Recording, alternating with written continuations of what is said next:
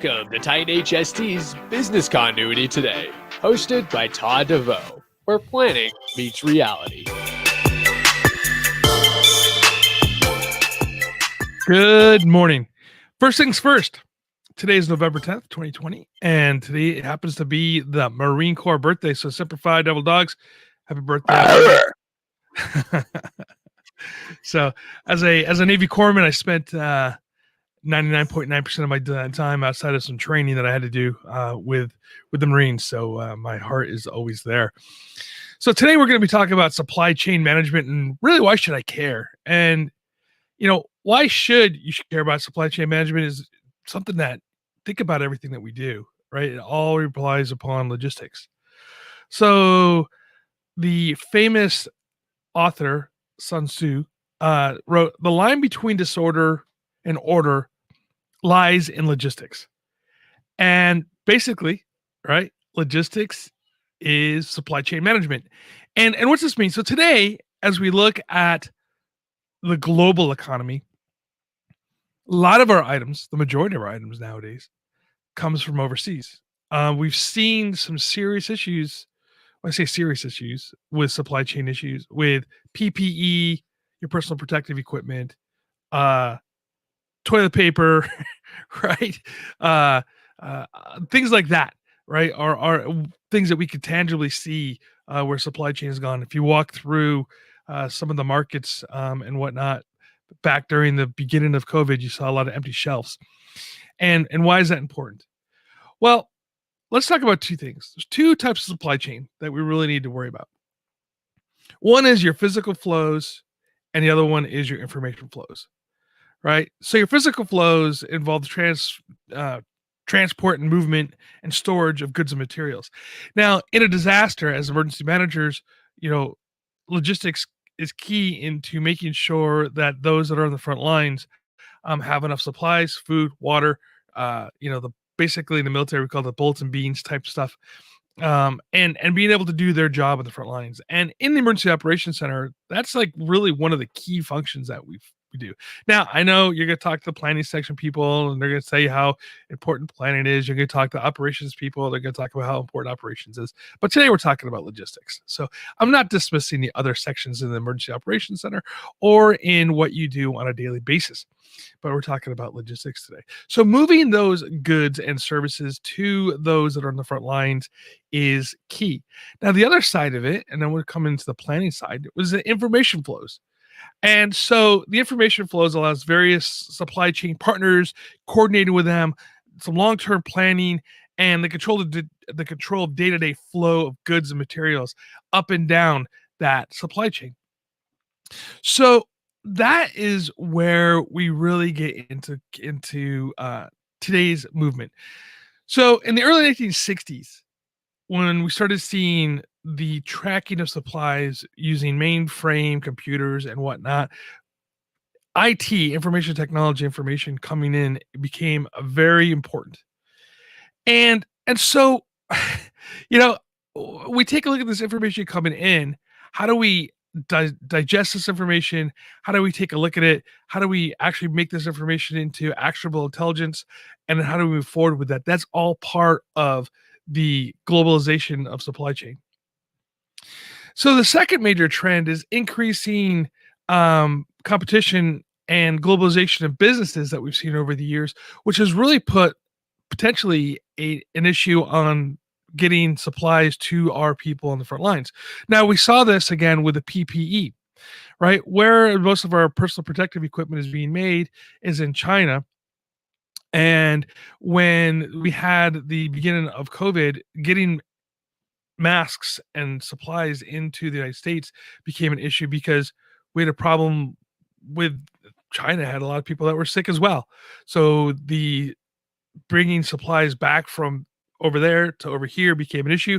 And that's where we started seeing the idea of our industries here in the United States retooling quickly so they could create vents, so they could create PPE, so they could create the supplies that were needed here in the United States. And so my point about this, right, is at the end of the day, it's going to be relationship management. The information revolution has given companies a wide range of technologies for better managing and operations supply chains. However, it's also being able to have that relationship built up before the disaster occurs.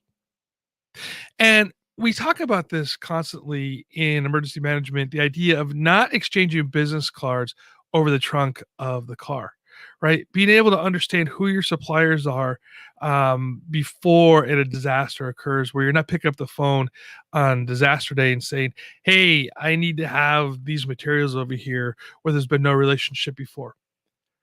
When I was working for a city, I had a relationship with a couple of our big box stores where I knew the emergency contact information over there, where they would open that door for us no matter what time of the day that we needed to have it open. So things like water and food supplies and things like this that was easy to get, they would open the store for us, and I thought it was great. So this is the big ones. This is like Target. With Babies R Us was one of them that we had, although they're no longer with us anymore. But they were there, and they were in the Vaughn's and Albertsons, Ralph's. Those all of them were those are grocery stores here locally in Southern California, and they were all willing to open their door to help us out. Now that didn't just come because they were good people. Well, it's just true, I suppose they are good people, but it became because we had relationships that were built with them, and I think the relationship management portion of it is key.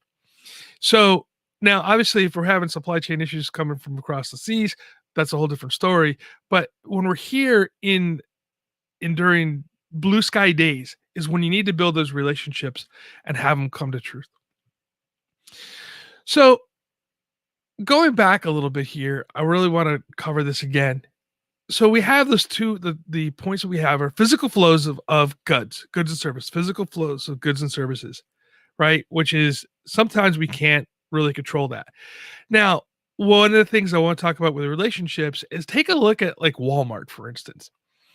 Walmart, the reason why they do so well is they have a great supply chain system set up. Logistically moving things from across the country, partnering with an organization like Walmart, I think is key into having a great success. And also, again, I have to go back to this. It has to be that relationship that you built.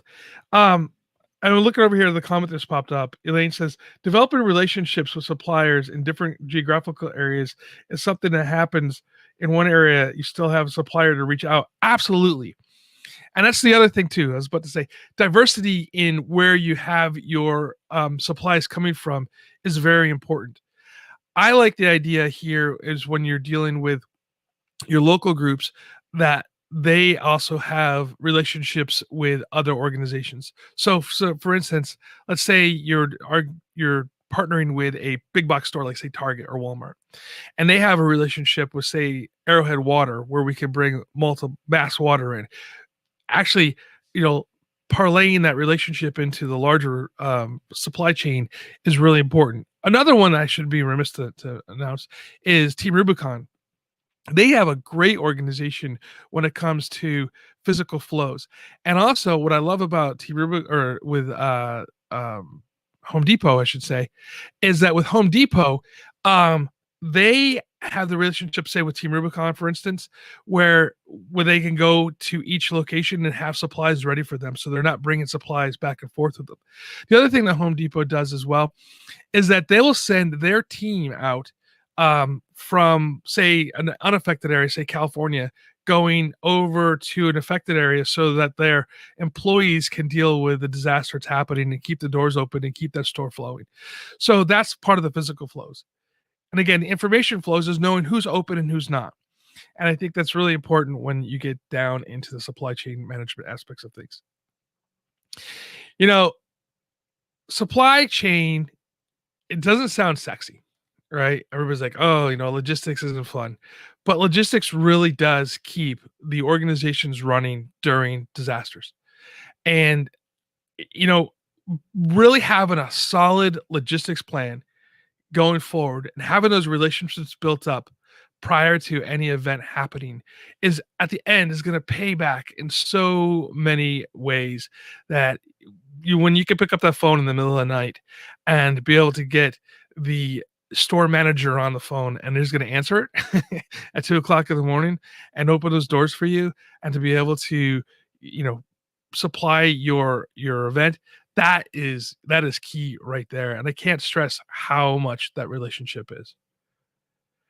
So in many American industries, strong supply chain relationships like those found in Japan might not develop rapidly.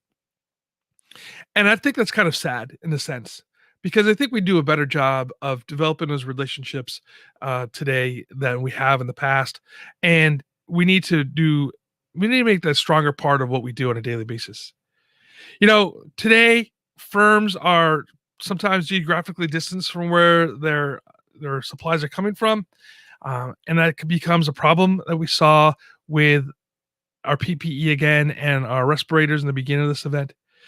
But things have changed. We are looking at the supply chains issues that are out there. We're making those changes. We're making those relationships, and going forward, bringing back some of the manufacturing back here to the United States is going to help us out as well. So I want to say thank you again for listening to me today, and thank you for being with us. So visit Titan HST for all your communications needs. And remember, follow us on your favorite podcast player, Facebook, YouTube, Twitter, and join us until next week. Stay safe, stay hydrated, and Semper Fi Marines, happy birthday.